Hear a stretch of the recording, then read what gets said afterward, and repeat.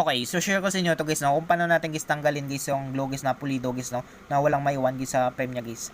Yan. So pagkatapos natin guys linis guys ng frame nito guys ay pwede natin siyang i-finishing guys ng steel brush natin guys na maliit guys, no, na pang cleaning guys sa ating frame nito guys, no. So dito guys gagamit tayo dito guys ng steel brush natin guys. Yan.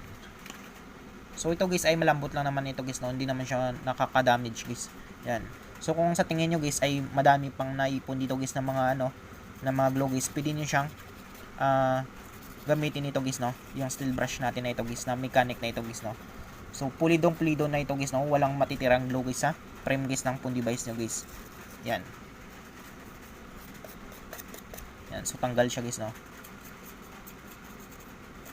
So parang isang daanan lang guys ay tanggal siya agad guys, no. Yan. So kung makita niyo guys ay malinis siya guys, no. Wala siyang glue guys na nakadikit pa guys. Yan.